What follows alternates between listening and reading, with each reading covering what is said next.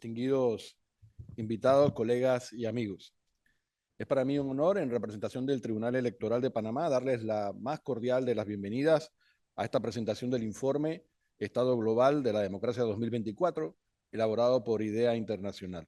Este informe, que exploraremos a fondo a lo largo de la jornada, ofrece un análisis profundo y riguroso sobre la legitimidad de las elecciones en tiempos de incertidumbre radical, un concepto que refleja las múltiples amenazas y transformaciones que afectan a nuestras sociedades hoy en día.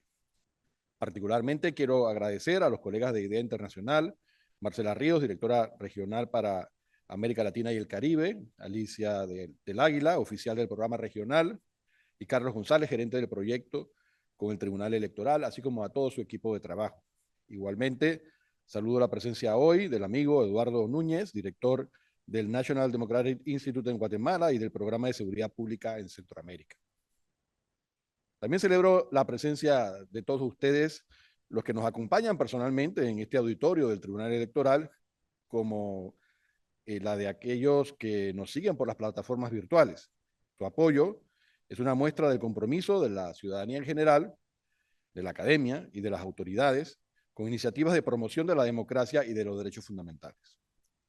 Como pueden observar, el informe lleva por título Fortaleciendo la legitimidad de las elecciones en tiempos de incertidumbre radical. La incertidumbre radical es un término que en el informe se define para incluir fenómenos como el cambio climático, los flujos migratorios, el aumento de los conflictos y las transformaciones impulsadas por la inteligencia artificial. Estos elementos, junto con conflictos armados en todas partes del planeta, como por ejemplo en Gaza, en Sudán, en Ucrania, crean un entorno de inestabilidad que afecta profundamente las democracias y de la cual no podemos escapar ni siquiera en nuestra región de América Latina. La incertidumbre radical no solo desafía la gobernabilidad, sino que también pone a prueba la resiliencia de nuestras instituciones y la confianza de los ciudadanos en los procesos electorales. El informe presenta una serie de hallazgos cruciales que merecen nuestra atención y reflexión. Uno de los aspectos más alarmantes es que la credibilidad de las elecciones ha empeorado en más de una quinta parte de los países evaluados. Además, la participación electoral ha disminuido, mientras que la incidencia de protestas y disturbios ha aumentado. Esta disminución en la participación a nivel global, me refiero, porque no siempre son extrapolables estos hallazgos a todos los países, y en el caso de Panamá, ya lo sabemos, continúa manifestándose una alta participación electoral, nos plantea un reto indiscutible y que debe ser abordado. El resultado de las elecciones declarado por las autoridades responsables, además, en todas partes se disputa con más frecuencia que antes. Entre 2020 y 2024, en casi una de cada 5 elecciones, un candidato o partido perdedor rechazó el resultado electoral. Estas disputas, junto con las declaraciones públicas de los líderes cuestionando la credibilidad de las elecciones, envían un mensaje perturbador a los votantes y erosionan la confianza pública en los procesos políticos. Pero a pesar de todos estos desafíos, el informe reconoce también que se han realizado avances significativos en la mejora de la administración electoral en todo el mundo, cosa que en un sitio como este, el Tribunal Electoral de la República de Panamá, se valora profundamente. Y sin embargo, las controversias sobre la credibilidad de las elecciones persisten, centrándose en irregularidades durante la votación y en el conteo de votos. Pero no solo ahí. Bajo este panorama general, por supuesto, se ubican particularidades nacionales, como la que ya mencioné. Panamá ha destacado por una robusta participación electoral y no ha padecido episodios serios de incredulidad sobre los resultados de las elecciones, al menos en el pasado reciente. Sin embargo, no debemos pensar que Panamá escapa a estos fenómenos ya descritos. Debemos prestar atención, por ejemplo, en alusión a la participación electoral, a la desigual participación entre los territorios y entre los grupos que integran la nación panameña. Eso es reflejo de una fractura en nuestro tejido social y debe ser abordado con la gravedad que los datos nos transmiten. También es cierto que la alta participación general en las elecciones está acompañada de una significativa pérdida de respaldo a las instituciones democráticas, o mucho más claramente una cierta indiferencia de algunos grupos de la población, particularmente preocupante de los jóvenes, según algunos indicadores de opinión pública nos indican. Pero como decía, no todo es negativo. El informe también destaca la importancia de estrategias innovadoras para fortalecer la confianza electoral, estrategias que muchas veces deben adoptarse en las propias entidades que organizan las elecciones. Un ejemplo de este mismo tribunal, que ha establecido alianzas con plataformas de redes sociales y organizaciones de la sociedad civil para combatir la desinformación y fomentar la participación. Estas alianzas permiten la difusión de información fidedigna y promueven el pensamiento crítico, lo que contribuye a mitigar las dudas y acusaciones infundadas. La complejidad del proceso electoral, de todas formas, y su percepción por parte de los ciudadanos dependen de muchos factores. Muchos de ellos escapan por completo a las responsabilidades de los órganos que organizan las elecciones. Incluso los líderes políticos con su comunicación pública, la exposición constante de acusaciones infundadas y la propia experiencia que tienen los votantes cuando van a votar son factores que intervienen en la construcción de una opinión sobre la credibilidad que deben tener unas elecciones en particular. La transparencia, la educación cívica y las estrategias de comunicación coherentes son elementos para fomentar una relación de confianza entre los organizadores de las elecciones y el público. Ante las nuevas dinámicas, y algunas de ellas radicalmente novedosas, como la introducción de la inteligencia artificial, por supuesto, debemos redoblar nuestros esfuerzos para reforzar la integridad de los procesos electorales. Las conclusiones del informe son claras. La percepción pública es fundamental para la integridad electoral y, por ende, para la estabilidad política y la legitimidad de los gobiernos.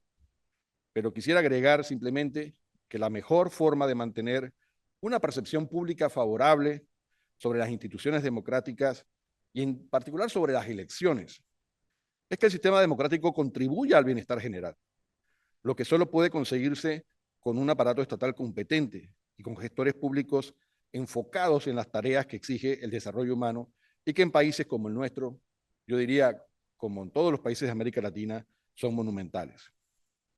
Por eso, aunque enfrentemos tiempos de incertidumbre radical y desafíos significativos para la democracia, no debemos perder de vista que las elecciones siguen siendo el mecanismo más prometedor para garantizar el control popular sobre los administradores del Estado y la participación en la elaboración, ejecución, monitoreo y evaluación de las políticas públicas que deben tener en su bienestar, en el bienestar de los ciudadanos, el único norte.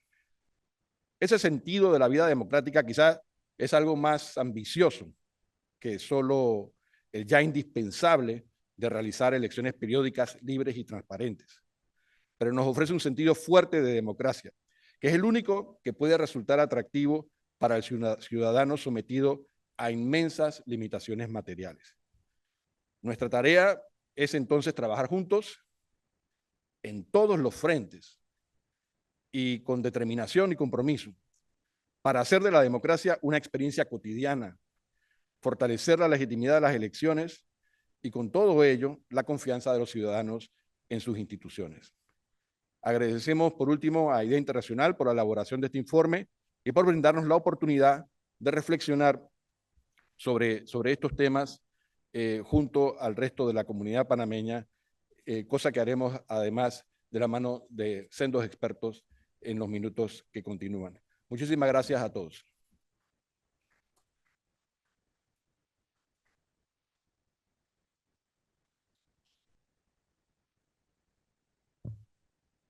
Muchísimas gracias al licenciado Salvador Sánchez por el mensaje institucional de la jornada. Para presentar la publicación del Estado Global de la Democracia 2024, en este auditorio recibimos a nuestra expositora Alicia del Águila, oficial de programa regional para América Latina y el Caribe de IDEA Internacional. Alicia se unió a IDEA en agosto del 2022. Tiene una amplia experiencia como experta en cooperación internacional, investigadora y académica. Sus temas principales son los sistemas electorales, igualdad de género, democracia inclusiva, políticas públicas e historia política. Es autora de más de 15 libros y capítulos de libros. Ha publicado varios artículos académicos y periodísticos. Antes de su puesto actual, trabajó en IDEA en su oficina de la región andina y en programas globales como oficial de género y democracia en el 2014. También fue oficial de desarrollo en asuntos globales, Canadá y la Embajada de Perú, así como coordinadora de proyectos en transparencias y consultora de PNUD, OIT, entre otros. Es miembro de la Red Global de Politólogas No Sin Mujeres y del Consejo Asesor de la revista Argumentos del Instituto de Estudios Peruanos. Es doctora en Ciencias Sociales de la Universidad Nacional Mayor de San Mayor, Perú, magíster en Ciencias Sociales, mención política de la Facultad Latinoamericana de Ciencias Sociales, Flaxo, México, y socióloga graduada de la Pontificia Universidad Católica de Perú. Bienvenida, Alicia.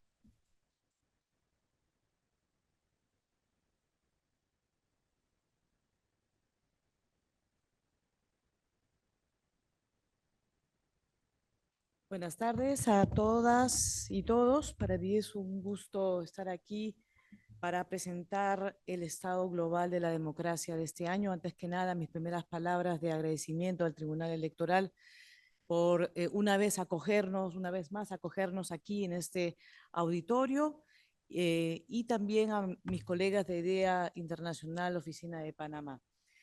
Em, Como bien ya se ha señalado Salvador, el Estado Global de la Democracia, el informe de este año, tiene como título Fortaleciendo la legitimidad de las elecciones en tiempos de radical incertidumbre. No voy a detenerme demasiado en ello porque Salvador ha sido muy claro describiendo la complejidad de aspectos que tienen que ver con esta percepción compartida de incertidumbre en diferentes partes del mundo, desde el tema del cambio climático hasta la incertidumbre respecto a las propias elecciones, a conflictos que se han activado en diferentes partes del mundo. Por supuesto, también la cada vez mayor relevancia del mundo virtual, de la inteligencia artificial y esta multiplicidad o multiplicación de la esfera pública que antiguamente se consideraba como unívoca o más o menos unívoca en determinadas comunidades. A ver, vamos a ver. Perfecto. Antes que nada, quisiera solamente de manera un poco rápida, una breve palabras sobre la metodología, un poco para comprender la naturaleza de este documento. Se trata de un informe que se realiza cada año. Este año se construye a partir de 165 indicadores, comprende la investigación 173 países y para ello IDEA Internacional hace uso de 20 fuentes de datos diversos, incluyendo también fuentes propias, como por supuesto los índices, además de los índices construidos del documento mismo de Global State of Democracy, una herramienta adicional que es el Democracy Tracker, y además algo que vamos a presentar en este informe, que es la encuesta de percepciones sobre la democracia, y por supuesto la particularidad internacional que además de hacer esta investigación con su equipo, se nutre y retroalimenta de los equipos en diferentes regiones del mundo. Esto hace particular el informe de la democracia que presentamos cada año en IDEA Internacional.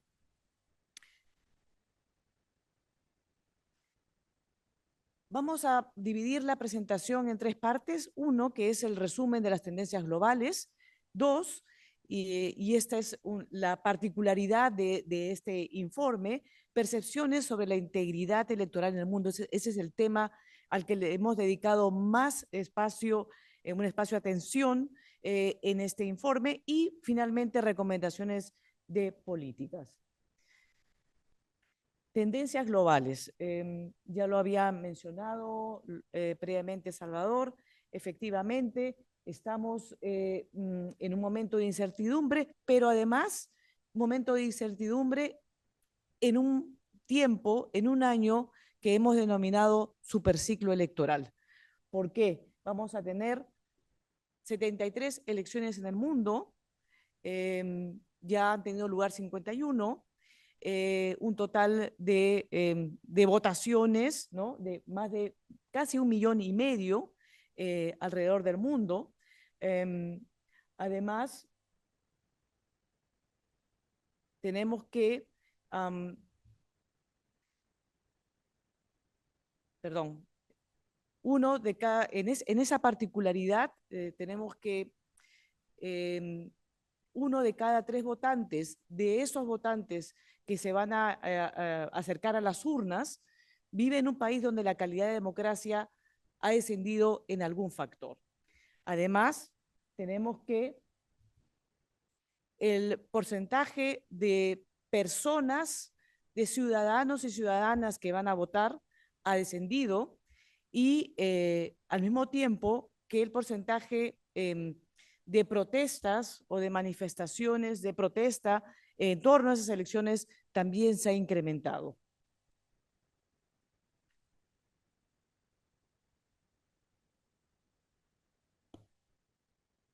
Tenemos que, de acuerdo al informe, el 47% de los países analizados muestran al menos un descenso en la calidad de su democracia frente a un 30% que mostrarían avances. Esto es una radiografía pixelada de alguna manera del mundo, donde vemos que tanto países como de bajo como de alto desempeño han sufrido deterioros significativos. ¿Dónde estarían los principales deterioros, descensos? El informe identifica 2 áreas principales, representación y derechos. Y dentro de estos 2 conjuntos encontramos deterioros en lo que son elecciones creíbles o la legitimidad de las elecciones, la calidad, la igualdad económica, porque consideramos que hay una relación entre fortaleza democrática y la reducción de brechas de desigualdad, la libertad de expresión, lo que llamamos parlamento efectivo o la acción efectiva de los parlamentos y la libertad de prensa.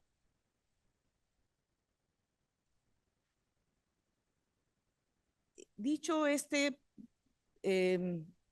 análisis global de la democracia, este informe también ha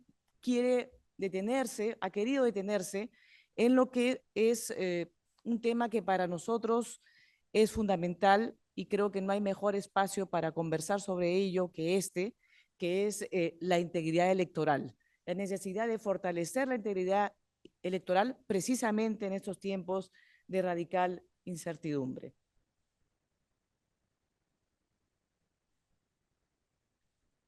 Usualmente, tradicionalmente, se consideraba que las claves de la integridad electoral estaban en el voto y el conteo y tabulación de votos. Sin embargo, el ciclo electoral es más complejo que eso.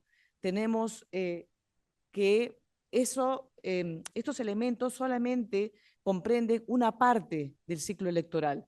Tenemos el marco legal, la planificación e implementación, lo que es la formación de la ciudadanía, y aquí saludo el hecho de presentar este informe con el INET, porque finalmente esa es una de las tareas fundamentales de esa institución, el registro de votos, la campaña electoral, que también es fundamental, y ya los elementos que tienen que ver con el día de las elecciones y la verificación de los resultados. Es todo el ciclo electoral el que es de parte clave de la integridad electoral, no solamente el día de las elecciones y el conteo de los votos. Perdón. Para poder analizar el tema de la integridad electoral en estos tiempos, IDEA Internacional hizo una investigación basada en una encuesta en 19 países.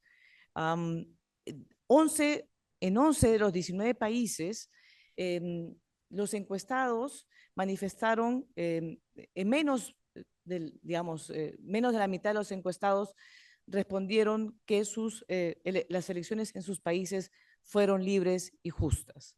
Esto, por supuesto, son percepciones, pero no por ser percepciones dejan de ser importantes, diría muy importantes. Tenemos en esta gráfica la diferencia entre el índice de elecciones creíbles y las percepciones. Obviamente el índice de elecciones creíbles, elaborado, analizado por expertos, expertas, y las percepciones por las personas encuestadas. Y vemos que si bien encontramos que en buena parte de los países puede haber, y de hecho hay cierta coincidencia, en algunos no lo hay, y es ahí donde llama más la atención esta brecha entre la percepción de la ciudadanía y el análisis de las y los expertos. Un hallazgo de esta encuesta es que las respuestas fueron diferenciadas, se identificó grupos considerados marginalizados y no marginalizados, y se vio que las comunidades o grupos considerados marginalizados tienden a ser más desconfiadas en las elecciones. Tenemos la primera línea, dice, tomando en cuenta el día de las elecciones, la campaña, el conteo de los votos, considera que la elección más reciente en su país, el país que le corresponde, fueron libres y justas. Como pueden ver en esa primera línea, hay una diferencia, un gap entre los grupos, digamos, que no se identifican como minorías marginalizadas y los que sí se identifican como tal. Perdón. Ya lo había manifestado Salvador. Otro hallazgo que presenta este informe es que casi una de 5 elecciones entre 2020 y 2024, en casi una de 5 elecciones, los candidatos perdedores rechazaron los resultados electorales y aplicando, por tanto, diferentes múltiples formas de disputa contrarrestando o contrario o contraviniendo a esos resultados electorales. Tenemos también que la disputa sobre la credibilidad de las elecciones se concentraron sobre todo en el proceso electoral y en el conteo de los votos, pero también hubo otros temas o momentos de disputa. Finalmente, porque tengo solamente 10 minutos y creo que ya me pasé un poco de esos 10 minutos, yo no quisiera terminar, creo que podríamos seguir hablando de los hallazgos, yo les invito a que lean el informe completo. No puedo detenerme más en otros detalles, pero sí es importante mencionar que el informe, además de estos datos globales, además de esta concentración, este foco en lo que es la problemática de la integridad electoral en el mundo, tiene una sección de recomendaciones de políticas. Rápidamente, hay una sección de recomendaciones, obviamente enfocado a los cuerpos, organismos electorales. Son nuestros socios, uno de nuestros socios principales alrededor del mundo, incluyendo, por supuesto, en Panamá. Y una recomendación importante es la incorporación de las percepciones públicas en el proceso de de planeamiento operacional. ¿Qué quiere decir con esto? Las percepciones importan. No solamente el análisis objetivo o que pretende o que busca ser objetivo de las y los expertos, sino las percepciones. Y que las reformas electorales se realicen teniendo en cuenta, procesando las consultas y los consensos políticos. Y creo que esta recomendación no puede ser más coincidente con el proceso que el Tribunal Electoral de Panamá va a llevar a cabo, porque por mandato, va a haber, después de las elecciones, como ustedes saben, hay este proceso, se abre un proceso de reforma, de posible reforma electoral y política. Entonces, creo que estas recomendaciones son súper pertinentes y creo que están en línea de lo que se está empezando a procesar dentro del tribunal. Y por supuesto, y es algo que es objeto de ha sido objeto de una constante conversación y trabajo con el Tribunal Electoral, el fortalecer el tema de la comunicación con el público.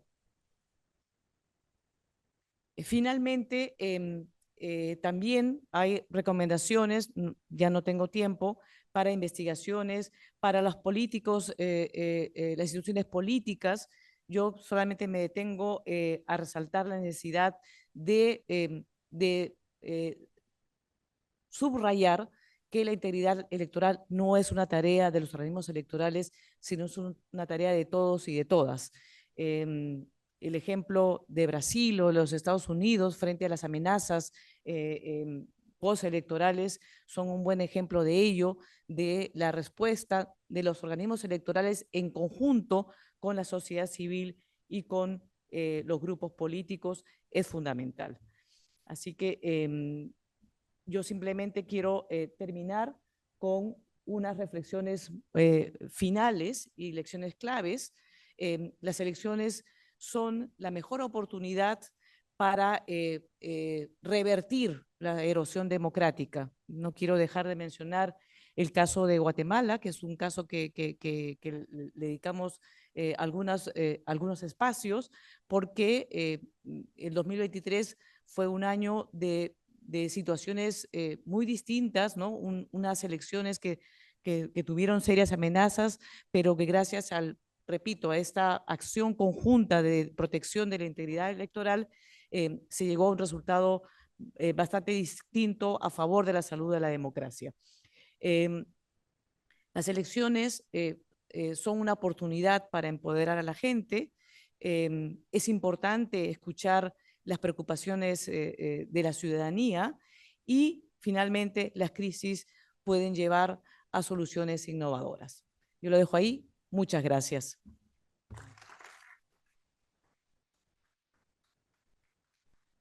Gracias.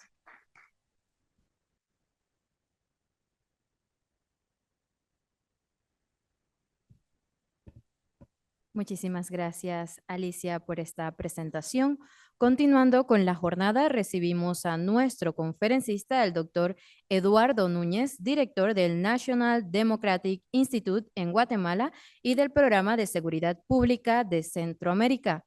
Eduardo Núñez, así como se mencionó, es el director del National Democratic Institute, pero también es el director del Programa de Seguridad Pública de Centroamérica. Anteriormente se desempeñó desde el 2002 hasta 2006 como coordinador del Programa de Valores Democráticos y Gestión Política de la Organización de Estados Americanos, OEA, en Guatemala, así como el del Programa de Fortalecimiento Institucional y de Gobernanza con el Congreso guatemalteco.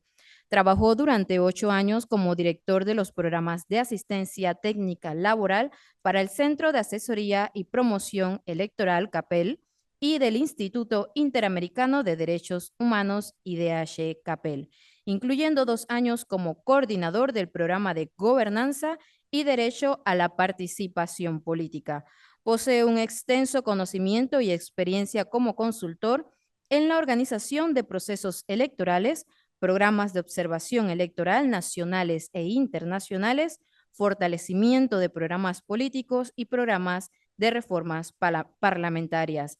Se ha desempeñado como consultor del Programa de las Naciones Unidas para el Desarrollo, PNUD, en partidos políticos con el Banco Interamericano de Desarrollo, BID, en programas de educación política y cívica, y con la OEA en programas de democracia y gestión. Bienvenido.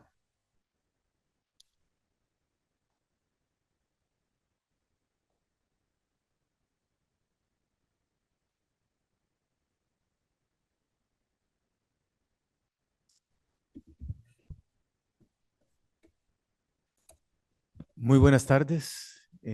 Quiero agradecer a Internacional IDEA y al Instituto y el Tribunal Electoral de Panamá por la oportunidad de venir a compartir con ustedes la presentación del Informe Global de la Democracia 2024 que hace IDEA y que me parece que constituye una oportunidad para fomentar un debate informado sobre los desafíos de la democracia. En una época en donde debatir es cada vez más extraordinario, ¿verdad? Tenemos una época en donde emitimos muchísima opinión, pero debatimos en términos sustantivos muy poco. Yo quisiera referirme al informe, no sobre los datos, ya fueron comentados tanto por Salvador como por Alicia, sino más bien poner un poquito en perspectiva regional latinoamericana algunos elementos para interpretar los procesos que están detrás de los datos que este informe nos viene mostrando, no solo este año, sino desde que el informe está siendo emitido. Entonces yo quiero organizar mi exposición en dos partes, cuáles son básicamente los desafíos de la democracia y las tendencias predominantes que vemos reflejadas en el informe, puestas en una perspectiva más comparada latinoamericana. Y luego, ¿qué elementos, en coincidencia con el capítulo final, que tiene que ver con recomendaciones, pueden enriquecer el debate práctico sobre cómo mejoramos la democracia? ¿Cómo podemos mejorar la democracia nosotros en América Latina? Y yo quisiera comenzar con tres ideas, Marco, que me parece que son importantes. Y uno tiene que ver con que la democracia que vivimos hoy en América Latina se explica fundamentalmente por el tipo de opciones estratégicas o el tipo de enfoque desde el cual construimos o diseñamos el proceso de democratización. Y yo creo que uno de los rasgos fundamentales que caracterizan a la democracia latinoamericana es que tuvo o ha tenido un marcado énfasis normativo institucional. Básicamente partía de un presupuesto general que no es erróneo, sino que ha demostrado su valor, pero que tiene límites. Y era la idea de que si construíamos normas e instituciones robustas, esas normas e instituciones robustas iban a ir derivando en ciertas rutinas democráticas que nuestras sociedades iban a aprender. Es decir, que a partir de las normas y las instituciones íbamos a desarrollar hábitos, valores y prácticas democráticas como sociedades. Y eso iba a generar condiciones para que la democracia se reprodujera en el tiempo de una manera estable a largo plazo. La lección aprendida es que la democracia, nuestras democracias latinoamericanas han sido extraordinariamente exitosas para producir normas e instituciones. Somos la región del mundo que más reformas políticas hemos producido desde la transición hace 40 años atrás en América Latina y el mundo. Sin embargo, también es cierto que no necesariamente esas normas y esas instituciones han permitido construir sociedades más democráticas. En ese sentido, la apuesta fundamental por construir normas e instituciones nos ha permitido desarrollarnos de una manera robusta y notable en el ámbito específico de competencia, pero no ha tenido los efectos sustantivos de generar condiciones de reproducción democrática en sí misma. Esa ausencia de condiciones de reproducción de la democracia en el tiempo que nos permita pensar que seremos democráticos los próximos 50, 60, 70, 80 años, se explica por dos grandes brechas fundamentales. Una brecha es la falta de contenido o de contenido democrático en las prácticas y valores de nuestras sociedades, y otro es la falta de efectividad de las instituciones para producir resultados concretos. Y la democracia no son solo la efectividad de sus normas y sus instituciones, sino la capacidad de que esas instituciones le brinden bienes y servicios concretos a nuestras sociedades. Este carácter, digamos, marcadamente normativo institucional e insuficiente en materia de cultura política y de efectividad, se explica en buena medida no solo por un asunto de diseño de la estrategia de democratización, sino de que esa estrategia de democratización no se da como es natural en el vacío, sino que se dio en el marco de un conjunto de transiciones simultáneas. Mientras arrancamos allá por el año 78-79, la transición a la democracia latinoamericana en la República Dominicana, haciendo una transición del autoritarismo a la democracia en términos de los regímenes políticos, simultáneamente América Latina se adentraba en un proceso de transformación económica. Nuestros modelos económicos pasaron de modelos de economías cerradas, centradas en los modelos llamados en los años 50 y 60 del siglo pasado, de sustitución de importaciones, a lo que en los años 80 y 90 llamamos economías abiertas a las exportaciones o economías insertas en las dinámicas de la globalización, del comercio y las finanzas fundamentalmente.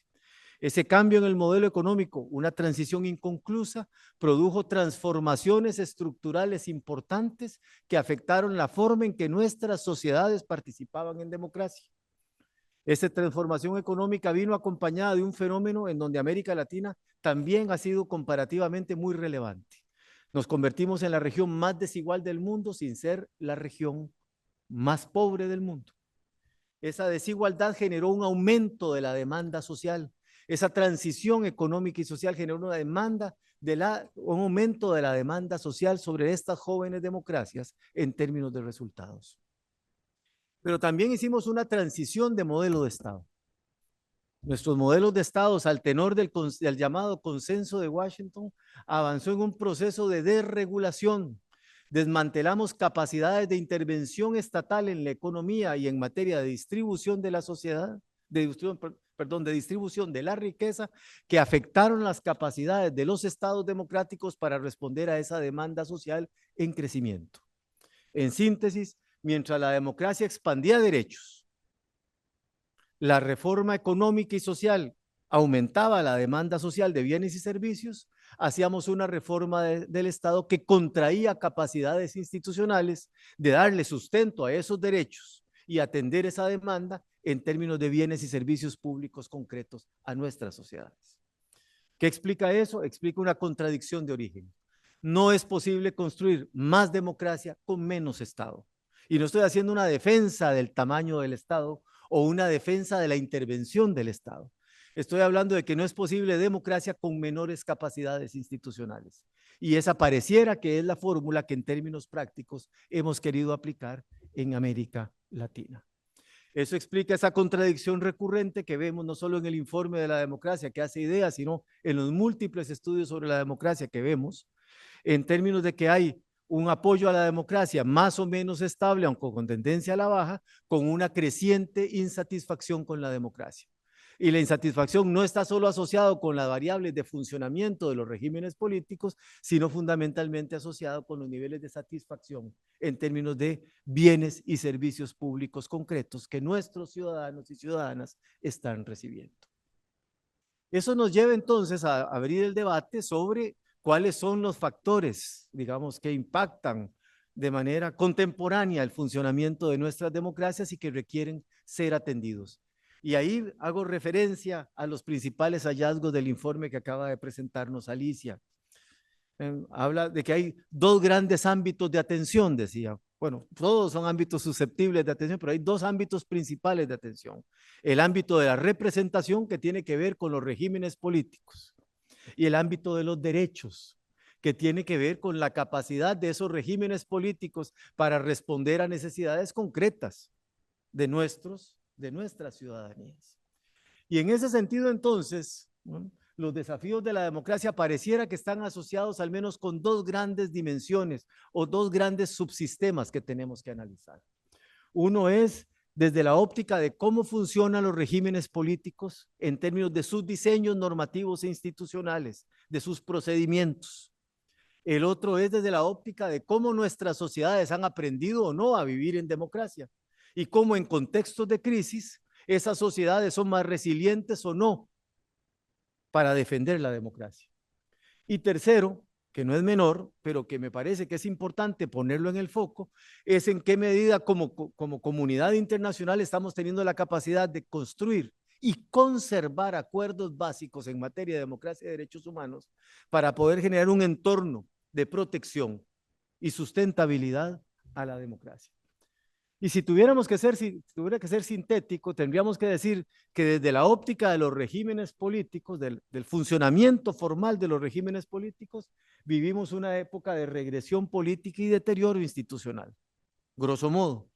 Que desde la óptica de la forma en que nuestras sociedades participan y viven en democracia, no solo vivimos un estado de malestar y fragmentación, sino un estado de abierta rebelión, digamos, con las formas convencionales de participación en democracia.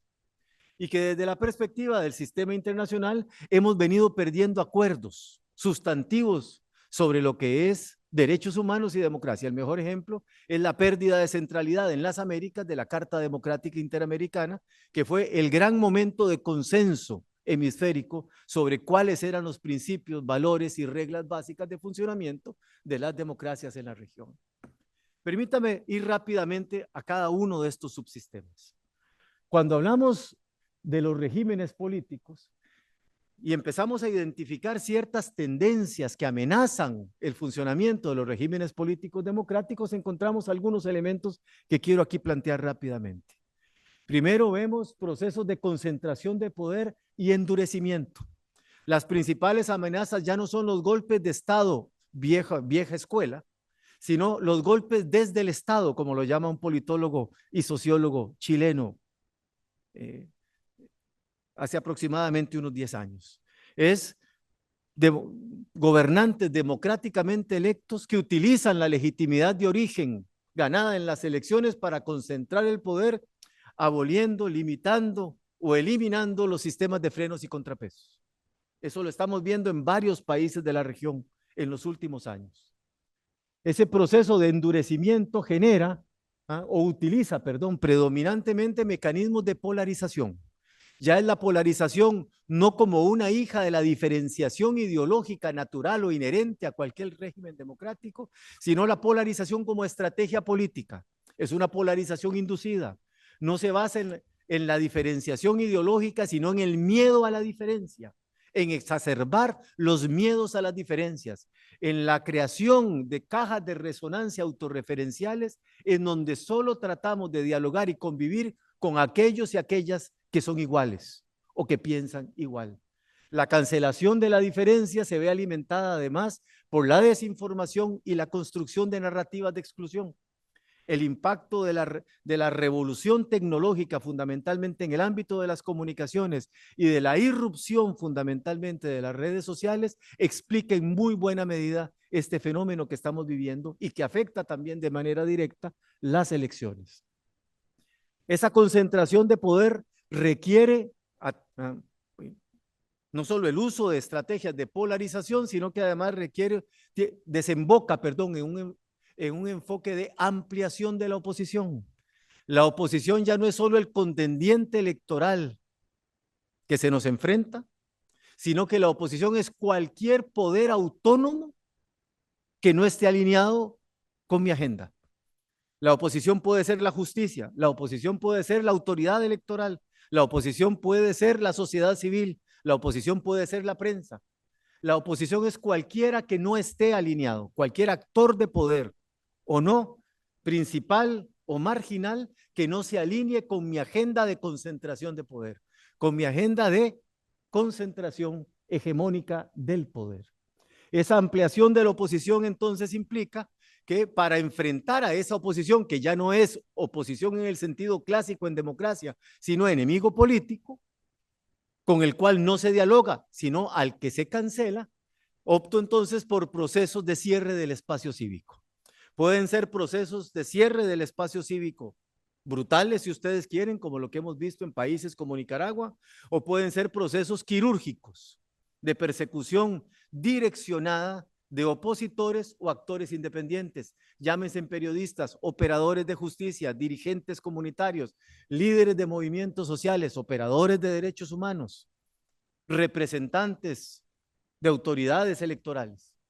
Podríamos identificar un número importante de personas que han tenido que abandonar sus países o han enfrentado procesos de persecución por cumplir los papeles políticos, sociales e institucionales que les corresponden. Este tipo de fenómeno de concentración del poder permite la irrupción de algo que el informe plantea, de liderazgos de carácter populista, independientemente del origen ideológico que tengan, de izquierdas o derechas, que fundamentalmente irrumpen en el contexto del proceso de desintegración de buena parte de los sistemas de partidos políticos en América Latina.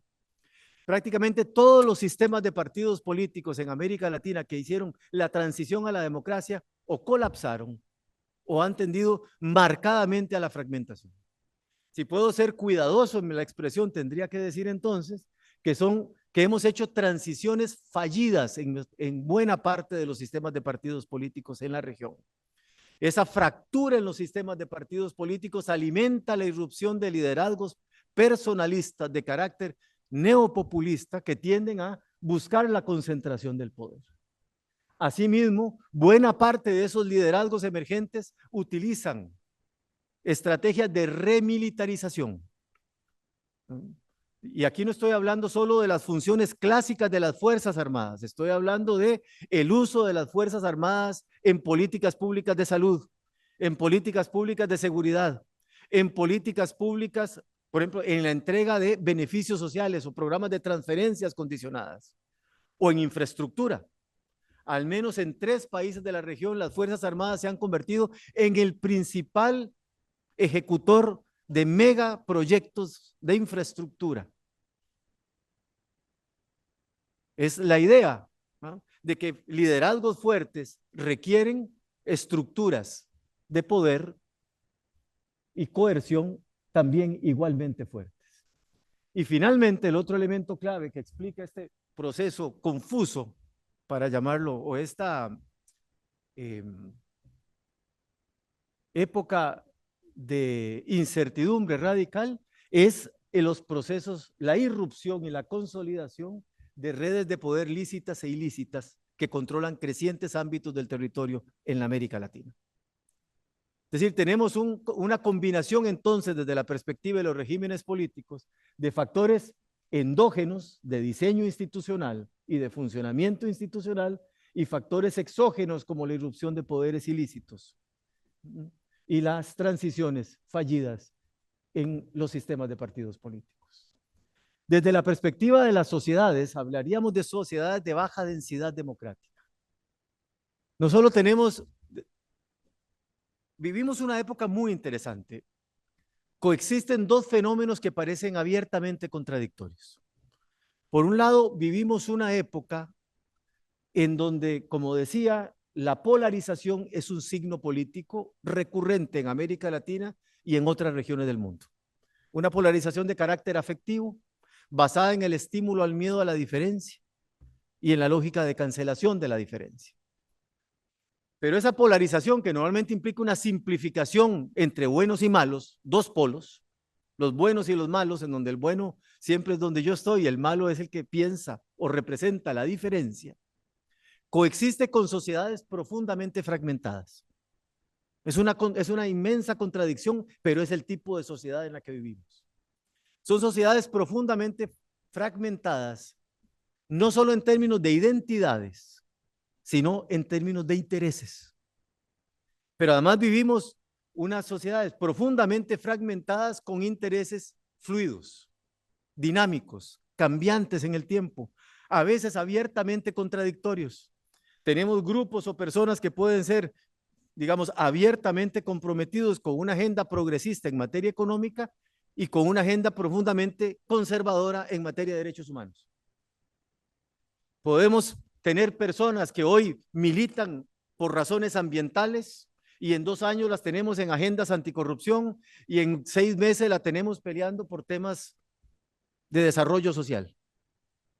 Tenemos unas sociedades profundamente fluidas, al decir de Bauman, y esas sociedades profundamente fluidas generan problemas de representación. Vivimos una época en donde a la política llegó lo que ya había llegado a las finanzas, a la educación, al comercio, la llamada desintermediación.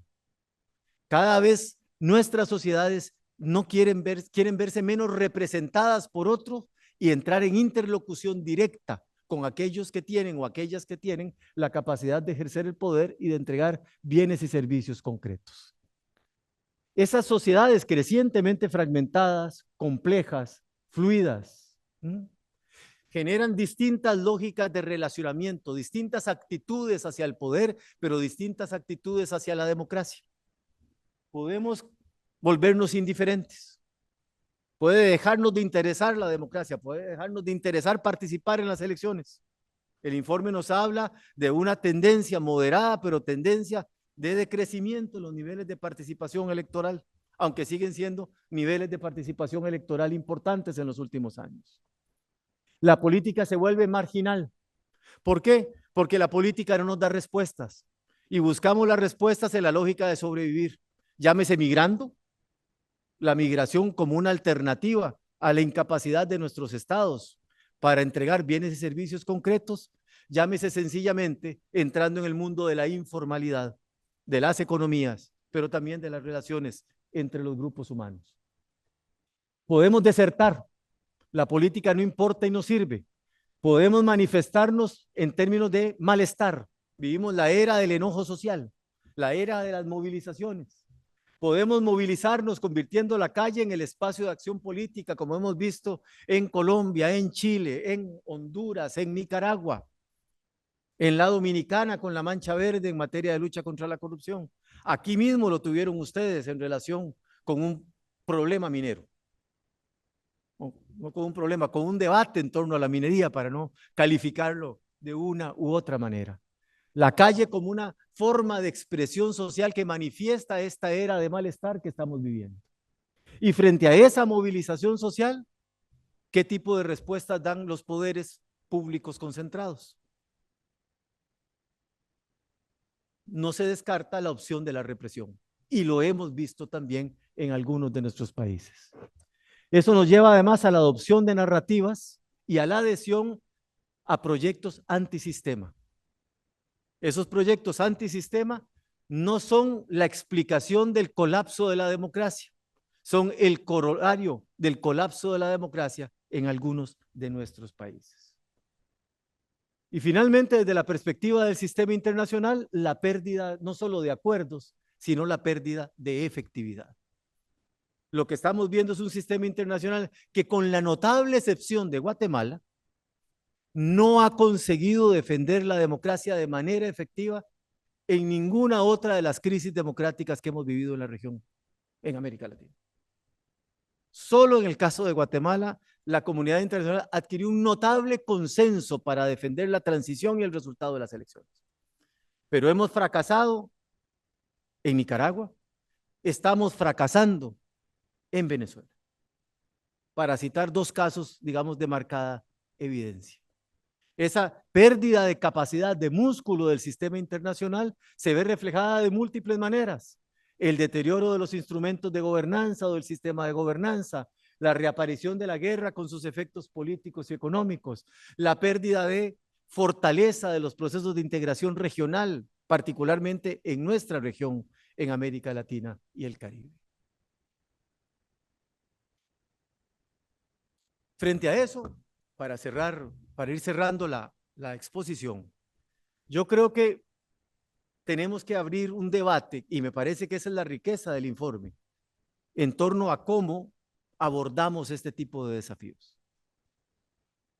¿Cuál podría ser un enfoque de trabajo para una nueva generación de reformas democráticas? Y aquí no vamos a descubrir la rueda. No vamos a inventar, en Guatemala dicen el agua azucarada, en Costa Rica decimos el agua caliente. No vamos, en ese sentido, pareciera que requerimos entender que tenemos que cerrar las brechas de diseño o de enfoque de construcción democrática con el que iniciamos 40 años atrás, porque ese enfoque no nos está permitiendo garantizar las condiciones de reproducción de la democracia en el tiempo. Necesitamos más democracia, mejores instituciones y una mejor ciudadanía. Necesitamos reformar la democracia. En democracia, no es cierto que tengamos que sacrificar democracia para hacer las reformas que permitan tener estados más efectivos. Esa es una versión que nos están ofreciendo los nuevos autoritarismos que están accediendo al poder en algunos de nuestros países. Necesitamos volver a debatir sobre la reforma del Estado, porque hace rato no debatimos la reforma del Estado y hemos dejado de hacer de manera sustantiva reformas institucionales para recuperar densidad en la gestión estratégica de bienes y servicios públicos, y necesitamos construir auténticos laboratorios de democracia. Necesitamos trabajar la dimensión cultural de la democracia, la de los valores y las prácticas. En ese sentido, y ahí el informe nos da algunas pistas, necesitamos proteger la integridad. En México hace un par de años debatíamos en un evento que organizó, por cierto, la Autoridad Electoral Mexicana, el INE, y en el debate utilizaron una expresión marina. Bueno, aquí ustedes los panameños tienen una relación muy cercana con el mar. Decía que en contextos de crisis la democracia requería líneas de flotación. Para los que saben, yo no sé, dice que son como un sistema que le permite a los barcos mantener la estabilidad cuando el mar está encrespado, cuando el mar está picado, dicen en algunos otros países. Que en ese contexto la clave es pasar la tormenta sin que el barco se hunda.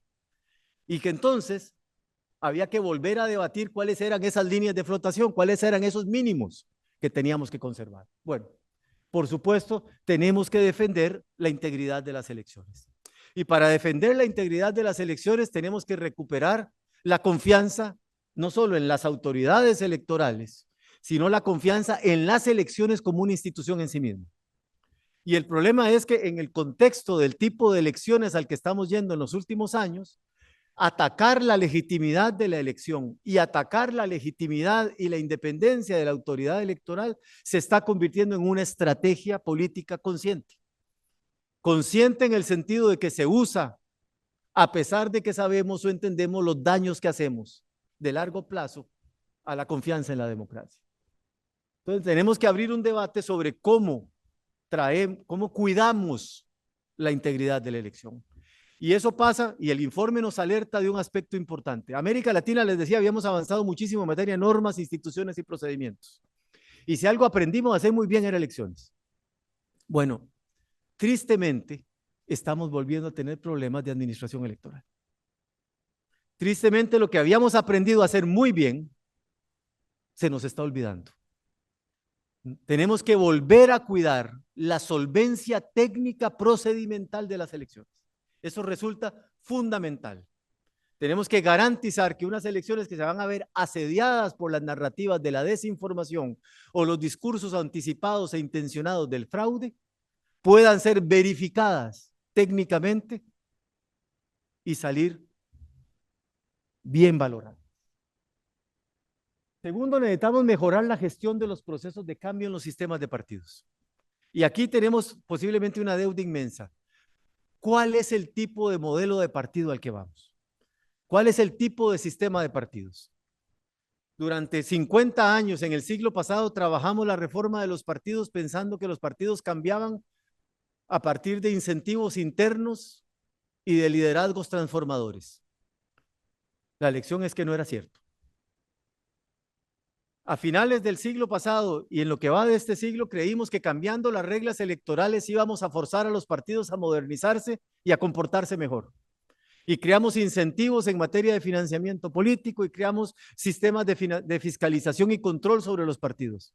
Convertimos algunas autoridades electorales en auténticas superintendencias de partidos políticos que les regulan completamente la vida.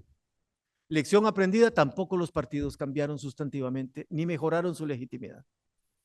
Entonces tenemos que abrir un debate sustantivo sobre por qué cambian los partidos y hacia dónde tienen que cambiar los partidos. Pero lo que es evidente es que el modelo de cooperación bilateral con partidos o de impulso al cambio partidario por la vía bilateral o el proceso de cambio a través de las reglas no están produciendo los efectos virtuosos que esperábamos en materia de transformación de nuestros regímenes partidarios. Y frente a eso lo que tenemos es un fenómeno de fragmentación extraordinario.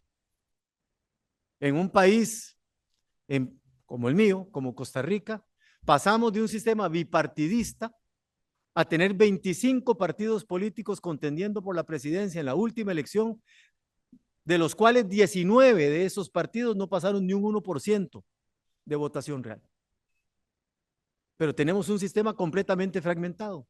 En este momento tenemos 34 partidos políticos legalmente inscritos y aproximadamente 14 en proceso de inscripción a año y medio del próximo proceso electoral. Ustedes en Panamá tienen en este momento la bancada legislativa más grande, no es de un partido político, es la suma de los diputados y diputadas independientes o no partidarios. O sea, hay algo en el funcionamiento de los partidos que no estamos sabiendo abordar y sobre lo cual requerimos abrir un debate sustantivo, porque sin partidos no hay buenas elecciones. Nosotros necesitamos buenas autoridades electorales, necesitamos partidos políticos competitivos y razonablemente estables. Necesitamos trabajar con las élites para quitarles el miedo a la democracia. Esa fue una expresión del Latinobarómetro del año pasado.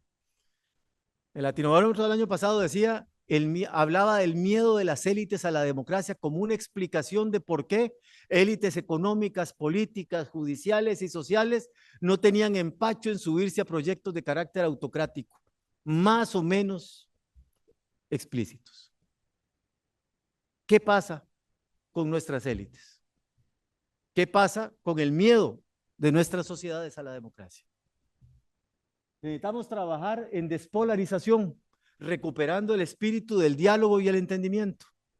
Y necesitamos fortalecer acuerdos políticos de largo plazo.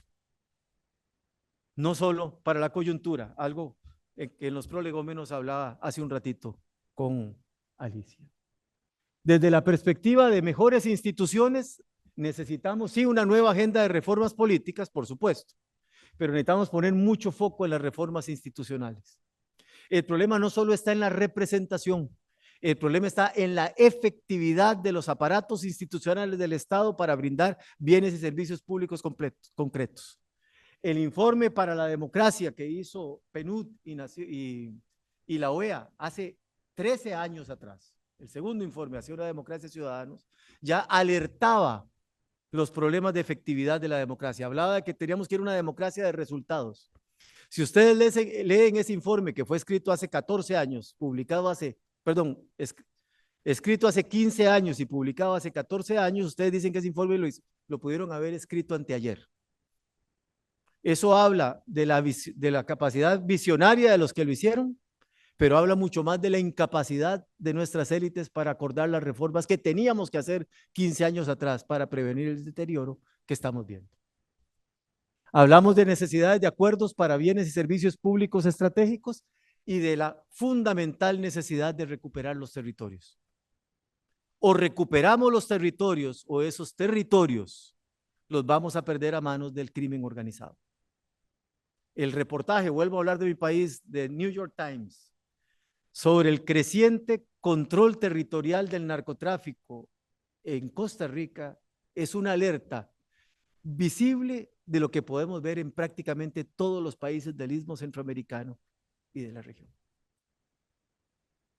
Yo creo que eso que mapearon para Costa Rica podríamos fácilmente exportarlo a buena parte de los países de la vecindad en la región. Y en términos de ciudadanía, necesitamos construcción de confianza interpersonal, construcción de espacios seguros de articulación y agendas compartidas, sistemas de protección y acompañamiento a operadores y operadoras democráticas, educación para la vida en democracia. Los laboratorios de democracia son la cosa más sencilla del mundo. Sentemos grupos de personas que piensan diferente y representan identidades diferentes a hablar. Ese es el mejor laboratorio de democracia. Sentemos no a los conversos o a los que piensan igual. Sentemos a aquellos y aquellas que piensan diferente a escucharse. Solo escuchando la diferencia vamos a aprender a respetar la diferencia. Eso es fundamental entenderlo. La democracia es el único sistema que garantiza que siendo diferentes podamos construir desde la aceptación de las diferencias proyectos compartidos y normas de convivencia social y política compartidas. Esa es la maravilla de la democracia y eso es lo que tenemos que tratar de construir. Y cierro con dos citas de dos libros muy interesantes que se produjeron en la primera, hacia finales del siglo pasado, La política importa, y a inicios de este siglo con este informe sobre la democracia que me parece que explican bien y sintetizan mucho de lo que dice este informe 2024 de IDEA, pero un poco la reflexión que quiero dejar con ustedes. Decía este libro, La política importa, que hizo Naciones Unidas, IDEA, el BID. El argumento reiterado de que el Estado no le sirve al ciudadano se explica no solo porque el Estado es débil o le falta capacidad, una razón técnica, sino fundamentalmente por una razón política, porque el Estado no le pertenece a las mayorías, en parte porque la voluntad de las mayorías no se organiza alrededor de opciones sustantivas, porque la voluntad de la mayoría es ignorada en el ejercicio del poder y porque el Estado es capturado por poderes fácticos. Dígame si esto que se escribió hace 25 años atrás no tiene vigencia de lo que estamos viviendo hoy en la región. Y frente a eso entonces, ¿no?, el otro elemento que me parece clave es entender, y este es el informe sobre la democracia del 2010, hacia una democracia de ciudadanos, que el proyecto de democracia futura o el que tenemos que debatir se maneja bajo estos elementos. Dice, la democracia demanda construir un equilibrio entre la democracia de la ciudadanía entendida como un horizonte ético deseable y la democracia exigible, es decir, entre la expansión de los derechos ciudadanos y el desarrollo de capacidades institucionales, entendiendo que a mayor expansión de los derechos ciudadanos sin capacidades institucionales, vamos a derivar en una crisis de sustentabilidad. Pero a menor expansión y vigencia de los derechos ciudadanos, vamos a derivar en una crisis de legitimidad. Entonces, la democracia exigible, la que podemos esperar, la que es tangible, la que podemos construir, es el intervalo entre el umbral mínimo de vigencia de derechos ciudadanos y el máximo realizable con los recursos y capacidades existentes y con las restricciones derivadas de las nuevas realidades económicas, políticas y sociales. Creo que entonces las líneas de flotación están aquí. Y creo que el informe de IDEA 2024 nos invita a abrir ese debate, no solo para la academia, sino para las reformas concretas de nuestros regímenes democráticos, pensándolos en el tiempo. Muchas gracias.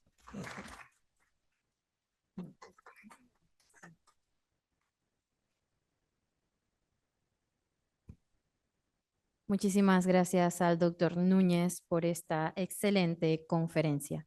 En este momento invitamos a nuestra expositora Alicia del Águila, así como al doctor Núñez, a tomar asiento en el escenario para dar inicio al panel conversatorio. El mismo será moderado por el licenciado Salvador Sánchez, director del Instituto de Estudios Democráticos del Tribunal Electoral.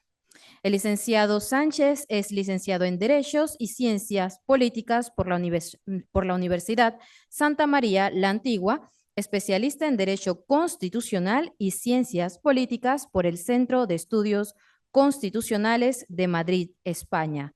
Magíster en Derecho Electoral por la Universidad de Castilla-La Mancha, España. Fue director general de Asesoría Legal y Técnica en la Asamblea Nacional, así como secretario ejecutivo de Asuntos Jurídicos del Ministerio de la Presidencia, viceministro de la Presidencia y ministro de la Presidencia encargado. Entre sus obras principales se encuentran Crítica a la doctrina del bloque de la constitucionalidad y los primeros diputados panameños, Ortiz y Caravacas en las Cortes Españolas. Damos inicio. Bienvenido, licenciado Sánchez. Bienvenido a nuestros conferencistas y la expositora. Muchísimas gracias. Luego de estas espectaculares intervenciones, queda uno más bien con las ganas de irse a reflexionar y no verse en la obligación de hacerles preguntas. Creo que efectivamente el mensaje del informe transmitido por los dos expositores es claro y muy pertinente, en el sentido de que se dirige efectivamente al presente de nuestra región, de nuestras instituciones, y en ese sentido es un llamado a la acción sin duda categórico. Y quisiera, de todas maneras, cumpliendo con mi rol de moderador, abordar en los próximos minutos algunas cuestiones que podrían ayudarnos todavía más a sumergirnos en el contenido del informe. Y en ese sentido, quisiera ir de lo más general a lo más concreto. En un primer momento quisiera preguntarles a mis dos compañeros en la mesa, este informe en particular, en el contexto de los informes sobre el estado de la democracia que ha producido todos los años desde hace algunos Idea Internacional, ¿cuál es su particularidad? ¿Qué lo distingue a este informe respecto a los informes previos? Gracias por la pregunta, Salvador. Yo diría que, a ver, ha habido cambios en este proceso, en el proceso de elaboración de estos informes, y me quisiera centrar en este informe, que es una suerte de doble mirada, o sea, una mirada por un lado de, digamos, lo que, digamos, la medición, ¿no? La medición en 4 variables por decirlo de alguna manera, la salud de las democracias, pero por otro lado, el esfuerzo de mirar en algún tema en particular. Cada informe tiene tú recuerdas, un subtítulo que es aquel tema al que se le pone un poquito más de atención. No porque los demás temas no sean importantes, sino porque es una invitación a profundizar más allá de los números, que a veces hay una suerte de deleite por lo cuanti, digamos, ¿no? Y perdemos la mirada necesaria, y yo por eso saludo la presentación de Eduardo. Estos informes son una invitación a la reflexión. El tener la foto es muy importante, pero para hacer esta reflexión profunda.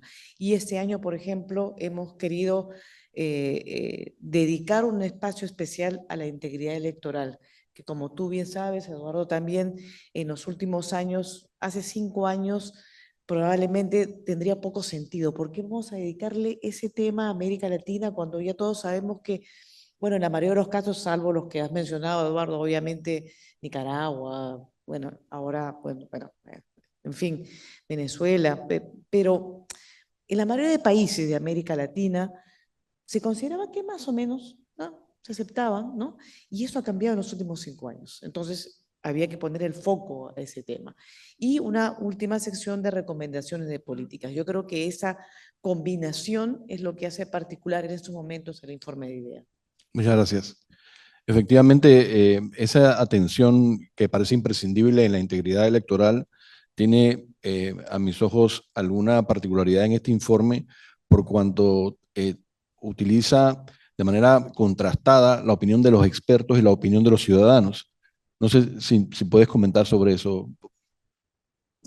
Sí, efectivamente, me parece que un elemento de riqueza es esta idea de que hay que escuchar la voz de los ciudadanos.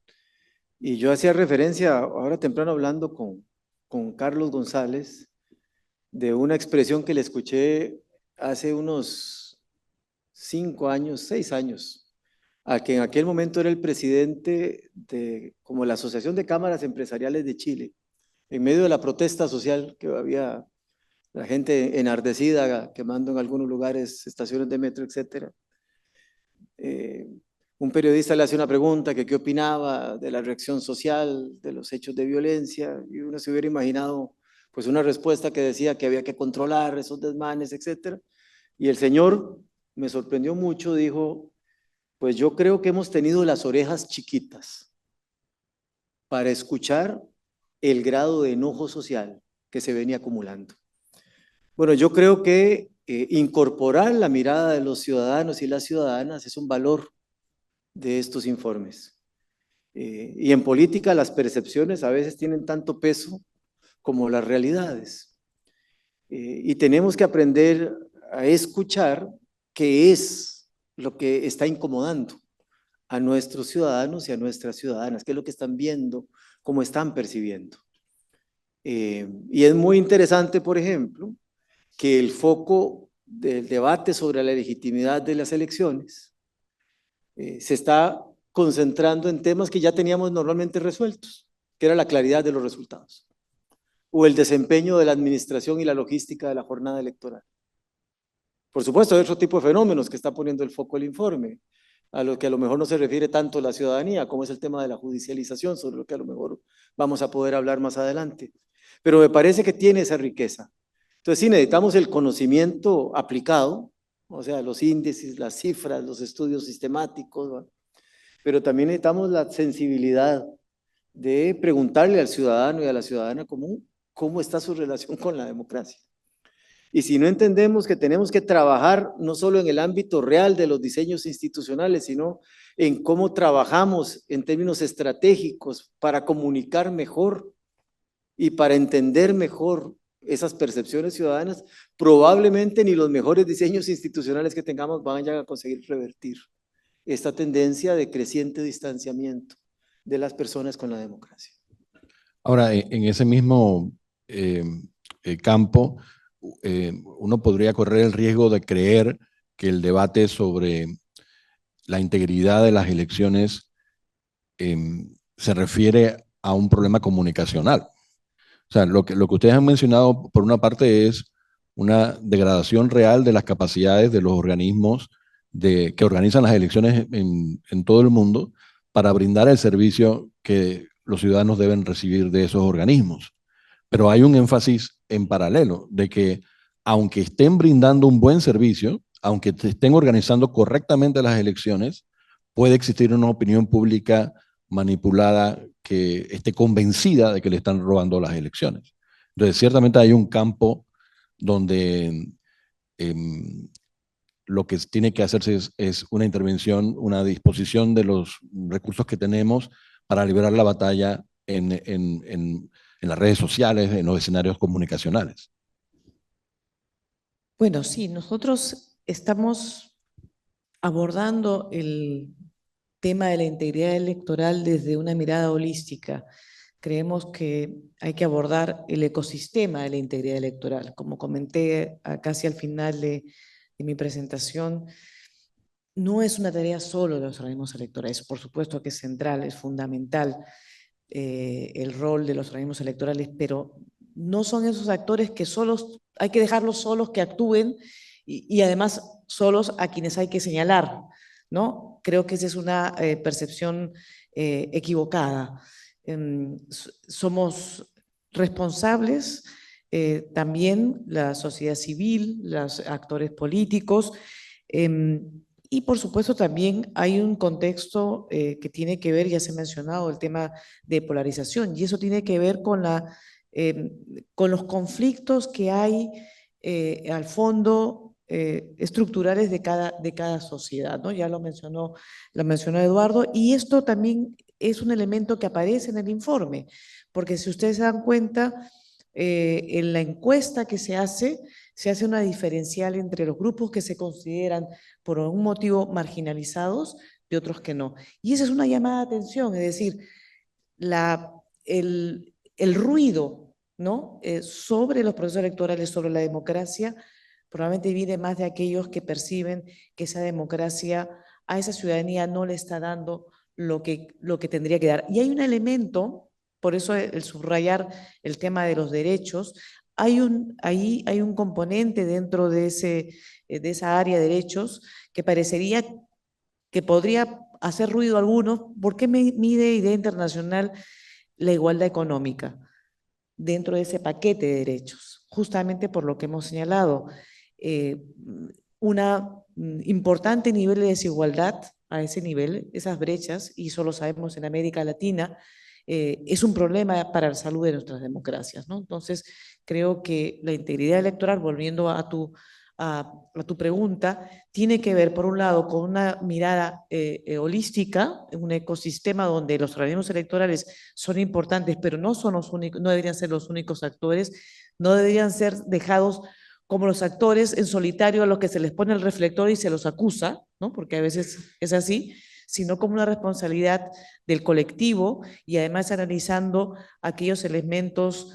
que constituyen o que son las causales, digamos, una suerte de placa tectónica de nuestras democracias, ¿no?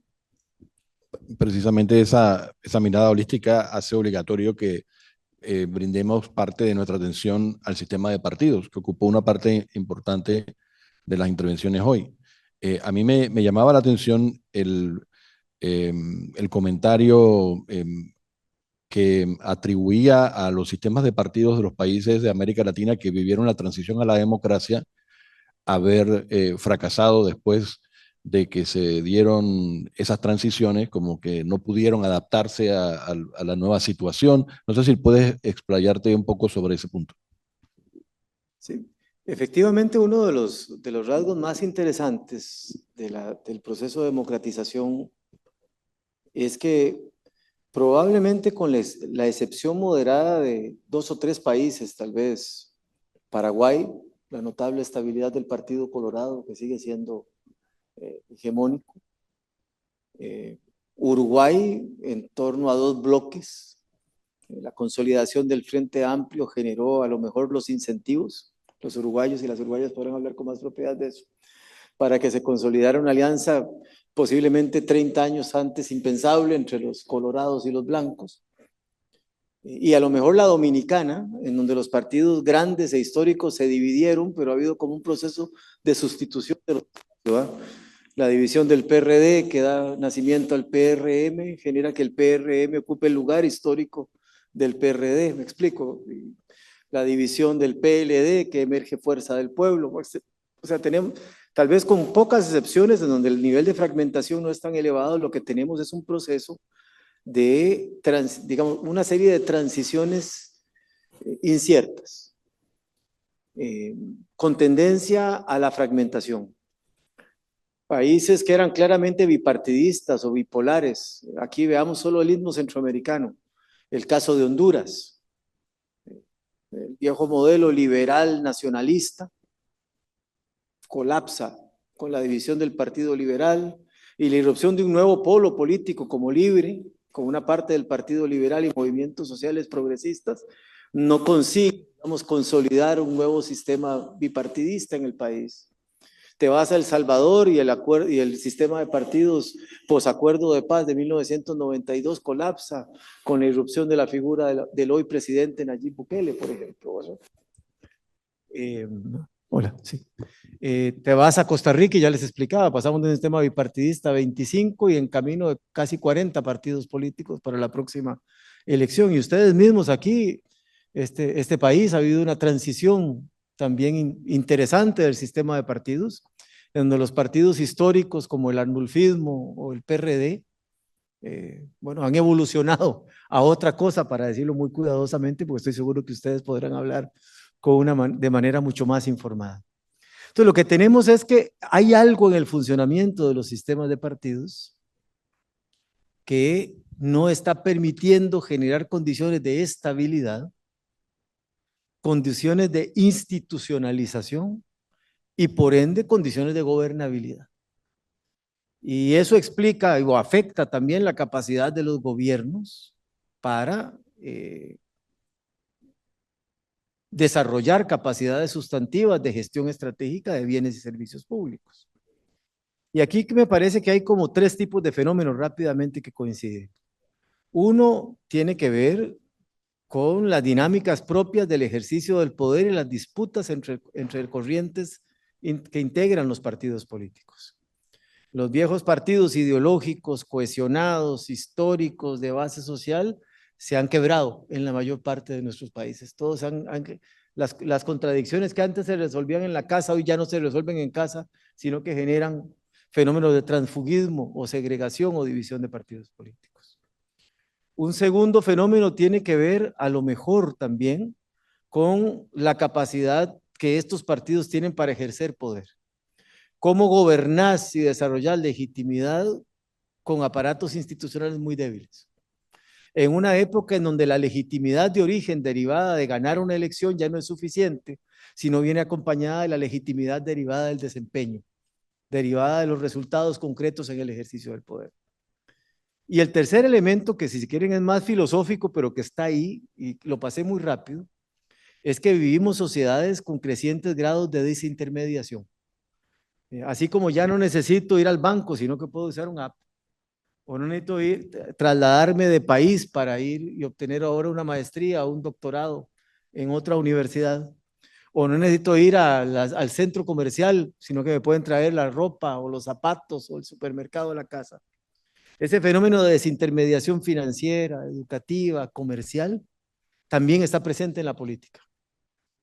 Y eso me parece que afecta el lugar, la función estratégica y la profundidad con la que los partidos políticos tienen capacidad de construir relaciones estables de representación con la sociedad. Creo que ese conjunto de fenómenos explican estas transiciones fallidas, que yo me refería a América Latina, pero si quiere podemos hacer un repaso más allá en otras regiones y encontramos el mismo patrón. Y creo que es ahí donde tenemos que meterle mucha más cabeza a la reflexión.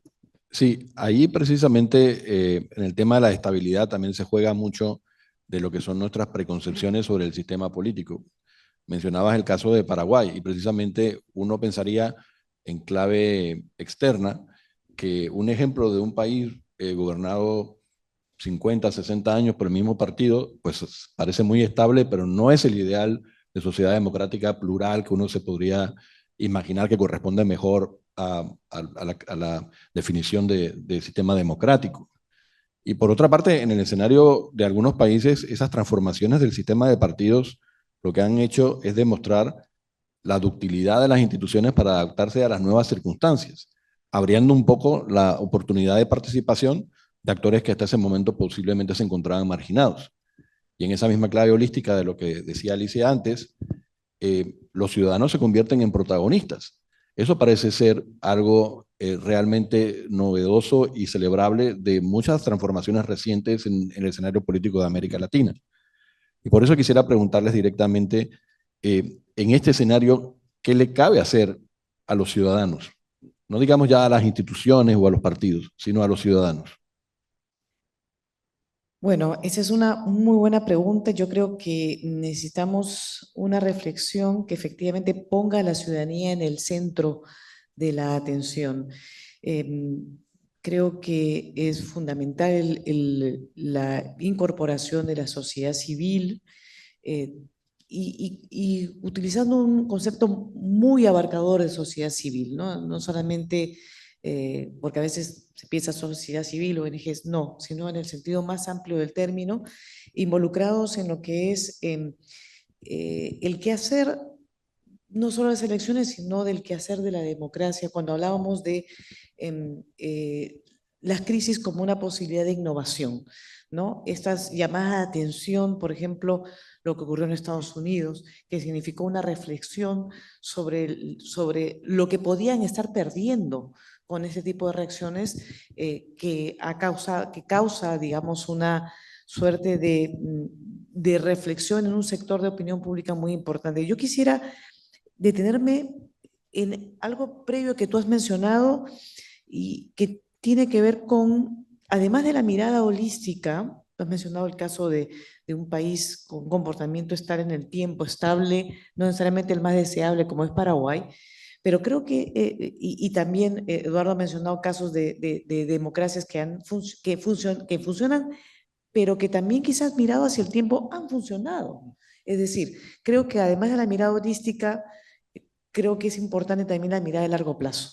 Es decir, nos preguntamos por la polarización recurrentemente en los últimos años, pero si uno mira los índices de polarización en largo plazo, América Latina tuvo en la mayoría de su tiempo, de sus años en el siglo XX, y de los niveles más altos de polarización comparado con las regiones.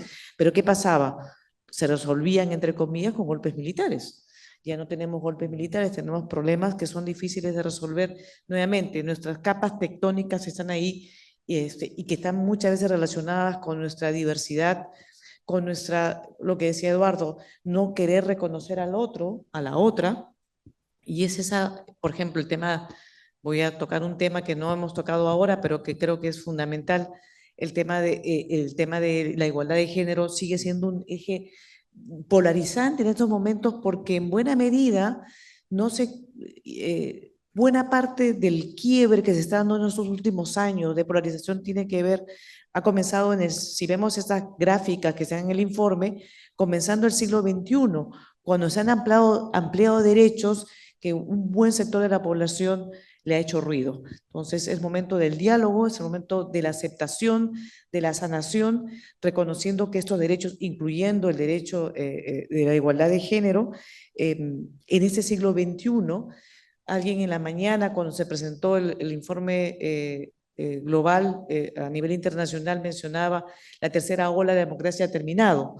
Bueno, de pronto lo que tenemos es este siglo XXI que se nos presenta con nuevos retos a partir de, sí, efectivamente vemos gráficos, se incrementó la participación, se incrementó un entusiasmo por los partidos políticos y luego ha habido un proceso distinto. Hay que entender qué proceso distinto es ese, hay que entender esta apertura de los derechos, aceptarlo, en un diálogo abierto y, como tú dices, donde la escucha, la ciudadanía es muy importante.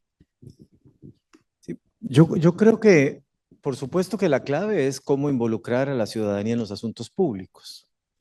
O sea, superar la indiferencia o la deserción ciudadana de los asuntos en relación con su interés en los asuntos públicos.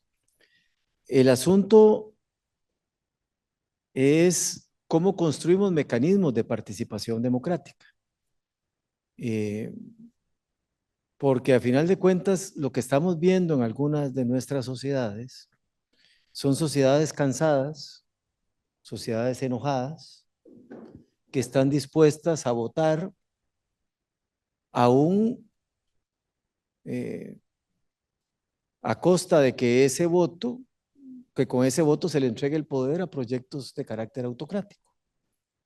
Sociedades cansadas, ya sea por razones de violencia, por razones de desigualdad, por una crisis económica severa, que están dispuestas a sacrificar democracia por resultados concretos. Entonces, yo creo que el asunto pasa por entender que necesitamos trabajar, sí, en el involucramiento de la gente en los asuntos públicos, pero necesitamos trabajar mucho más en el desarrollo de valores y prácticas democráticas. Vuelvo sobre una idea que planteé rápidamente en mi exposición, la idea de que normas e instituciones iban a producir ciudadanos democráticos se ha demostrado que no es cierta. La gente ha aprendido a vivir rutinas democráticas, sabe participar en un partido, sabe ir a votar, y no por eso es un demócrata. Y como no hay un gen democrático, hay un libro estupendo de un escritor, Javier Royce, que se llama justo así, el gen democrático. Pero como no hay un gen democrático que lo traigamos, la democracia es algo que se aprende. Y se aprende no en las aulas, se aprende en la convivencia, en la convivencia política y social. Por eso es tan importante construir espacios de confluencia entre pensamientos distintos, entre identidades distintas. Solo poniéndole rostro a la diferencia, entendiendo que esa diferencia no es una amenaza, sino que es algo con lo que puedo convivir, voy a construir democracia. Y es ahí donde yo creo que tenemos que avanzar mucho más. He escuchado mucho la idea en los últimos años de que tenemos que darle más poder al ciudadano, y yo estoy completamente de acuerdo con eso. Necesitamos ciudadanos más empoderados, necesitamos ciudadanos democráticos más empoderados, porque si esa ciudadanía no tiene contenido democrático, ya sabemos en la historia de regímenes que han tenido amplio respaldo social para restringir los derechos de otros. Y ese es un peligro que está hoy latente en esta cultura de la cancelación. Entonces yo sí creo en involucrar cada vez más, pero creo en que se tiene que hacer en el marco, en marcos institucionales ordenados. Creo que se tiene que hacer a partir de auténticos ejercicios de pluralidad política y convivencia política, que son, en otras palabras, procesos de educación para la vida en democracia. Bueno, muchísimas gracias. Ya los organizadores me han notificado que la jornada llega a su final, como suele ocurrir con las cosas buenas. A ambos expositores, muchísimas gracias por sus excelentes intervenciones y le pido al auditorio un aplauso para estos invitados del día de hoy. Muchísimas gracias.